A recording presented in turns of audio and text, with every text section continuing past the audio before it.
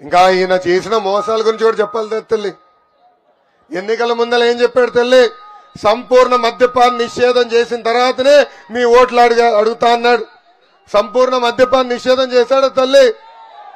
ఆ హామీ గోవిందా గోవిందా. ఇంకొక హామీ ఇచ్చాడు.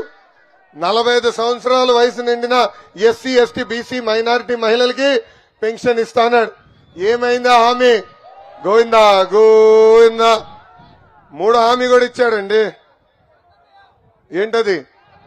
ఇంట్లో ఎంతమంది బిడ్డలుంటే అంతమంది బిడ్డలకి అమ్మఒడి ఇస్తాన్నాడు. ఏమైంది హామీ? గోవిందా గోవిందా. ఇంకా ఏకంగా మహిళల పేరుతో 30 లక్షల ఇల్లు కడతానన్నాడు. కనీసం 3,000 ఇల్లు కూడా ఈ సైకో జగన్ ఈ రోజు అట్లా. నేను పాదయాత్ర చేసుకున్నప్పుడు చాలా మంది అక్క చెల్లెలు నన్ను కలిశారు. వాళ్ళందరూ ఒకటి కోరారు, అన్నా ప్రొఫెషనల్ కోర్సులు చేయాలనుకుంటున్నాం, నర్సులు అవ్వాలనుకుంటున్నాం, ఇతర కోర్సులు చేయాలనుకుంటున్నాం, మమ్మల్ని ఆదుకోండి అని చెప్పారు. అది గుర్తించి ఈ రోజు నా తల్లి భువనేశ్వరి అమ్మ కలలకు రెక్కల పేరుతో ప్రొఫెషనల్ కోర్సులు మహిళలు చేయొచ్చు. వాళ్ళు తీసుకునే రుణాలకి ఇంట్రెస్ట్ ప్రభుత్వమే చెల్లిస్తుందని ఈ సభాముఖంగా మహిళలందరికీ నేను హామీ ఇస్తున్నా. బాగా చదవండి, ప్రయోజకులుగా మారండి, మీకు అండగా నిలబడుతుంది తెలుగుదేశం పార్టీ అని ఈ సభాముఖంగా మా అక్క చెల్లెలకి నేను హామీ ఇస్తున్నా. జగన్ ని చూస్తే నాకు ఒకటి గుర్తొస్తాడండి, బిల్డప్ బాబాయ్.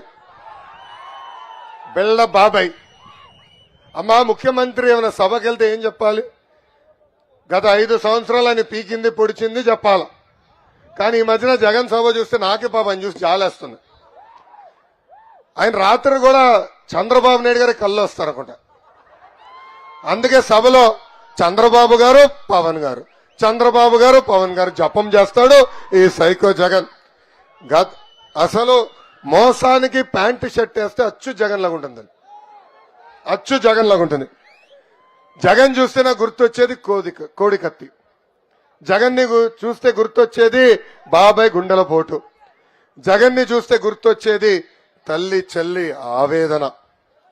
ఈ రోజు జగన్ అభివృద్ధి గురించి మాట్లాడుతుంటే నాకే ఆశ్చర్యంగా ఉంది తల్లి, నాకే ఆశ్చర్యంగా ఉంది.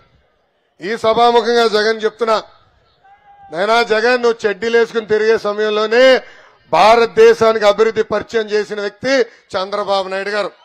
ఆనాడు ఉమ్మడి ఆంధ్రప్రదేశ్ కి పెద్ద ఎత్తున పరిశ్రమలు తీసుకొచ్చారు.